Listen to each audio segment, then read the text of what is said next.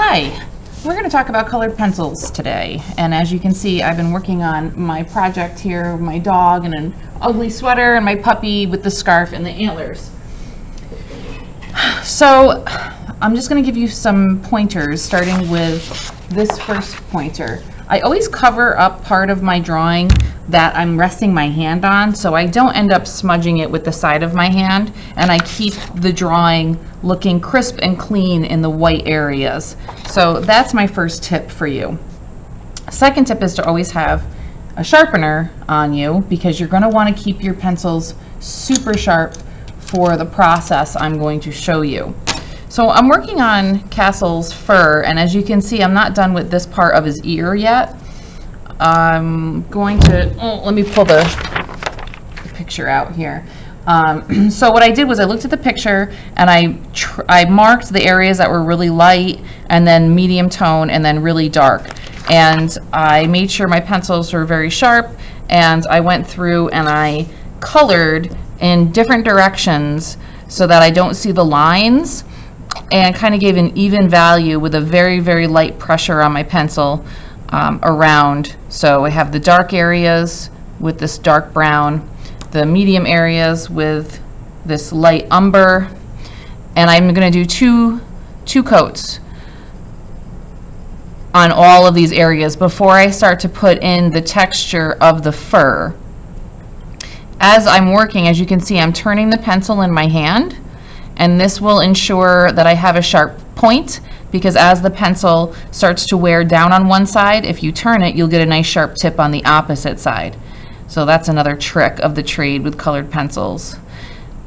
Also, if you start to see that you're getting lines, even though you're supposed to be going in different directions so that you don't see the lines, if you start to, oops, I see a line right there, what you do to cover that up, or like this one right here, you go in an opposite direction very lightly, and you keep turning the paper or turning your hand and going around in different directions, and that will mask the line work. And I just got rid of it. So that's another trick of the trade. So I'm dropping my pencil. I'm sharpening them to keep a nice tip on the pencil, nice sharp tip. And I'm going to start laying in some fur with some sienna brown. So I chose these 4 pencils. We have the dark brown, burnt umber, black, and sienna brown to represent all of the fur on my puppy. And some spots are a lot lighter than others, as you can see. Oh, and I've also added, sorry, I lied. I add 6 colors. I added these really light colors to the lighter areas in the picture as well. But I can't use these for the fur because you can't see them. They're too light. So I'm going to start with the sienna brown, and your hand has a natural arc in it. Your hand, your wrist, naturally does this. So at no point in time should you be coloring this way. So that means that you're going to have to move the paper around to get that natural arc going. So I'm going to start, this is going to be the darkest area, so I'm going to start with the Sierra brown. And I'm just flicking in the same direction that my wrist will naturally go. And I'm going to turn the paper to go in the opposite direction so that it's still a natural movement in my hand. And I can already see that my pencil lines need to be sharpened, because the pencil line's getting wide. So I can tell as a teacher if you're sharpening your pencils as you go or not by how light and how wide your pencil marks are. And I'm going to come up here and add the flicks up here. Once this layer is done, I'm going to move on to a slightly darker pencil and do the same exact thing. So this is just a layer upon a layer upon a layer. So now I'll take the light umber. I'm moving the page again so I get the natural arc in my wrist, going over top of what I just did, trying to get in between the areas that I missed with the first pencil, but not being too crazy about trying to fill it in, because I've got 2 more colors to go on top of this, and now I need to sharpen because it's getting kind of blurry and fuzzy on me. So it's all about like a layering process, and it's not a quick process either. So take your time. Make sure you're turning the pencil as I am as you go, so you have a nice crisp line, or else I'll be able to tell. So for his fur, because it's long and it's soft, I want it to look like individual hairs that are long. And now I'll go to my dark brown, back to the beginning again. So I'm pressing a little bit harder now with the dark brown because I really want to darken this area up. It's supposed to be the darkest, and on my puppy it's black, but I didn't want to make it black in the drawing or else you wouldn't see all the individual hairs and lines in his fur.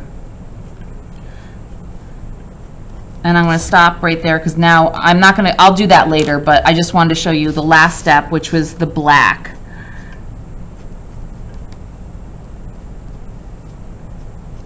Small flicks, turning the pencil, filling in areas that I may have missed.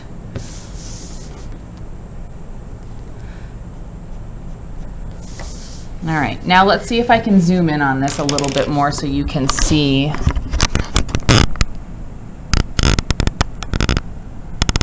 what I just worked on. Let's see if I can get it to focus using my hands. There we go.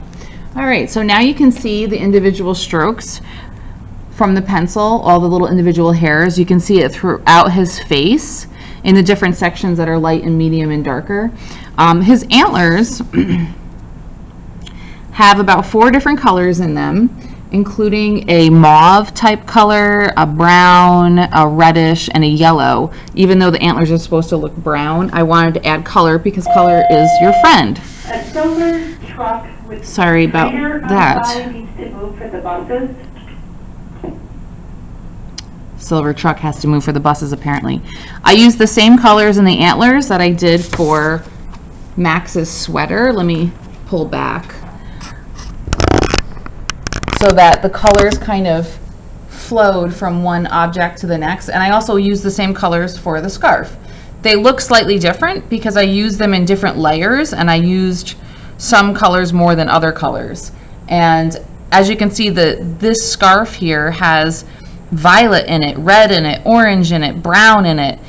So don't just think if it's going to be a red sweater, it's only got to be red. If it's a red scarf, it's only got to be red. His sweater has yellow, violet, mauve, red, orange, and it just looks really great close up. We'll talk more about color when that comes because I'm going to add some cool colors in his body and then in Max's body to push him back so that the bright warm colors kind of pop out more towards you. I would say the scarf is about 7 different layers. His antlers were about 5 different layers, like layering process, one on top of the next. I definitely added more layers to the rim of his sweater here, and his sleeves, you can see it's much more intense than this part of his sweater. And I did that on purpose because I didn't want the whole sweater to be too intense, or else it would take your attention away from the whole idea, which is the fact that they're 2 dogs. So happy coloring.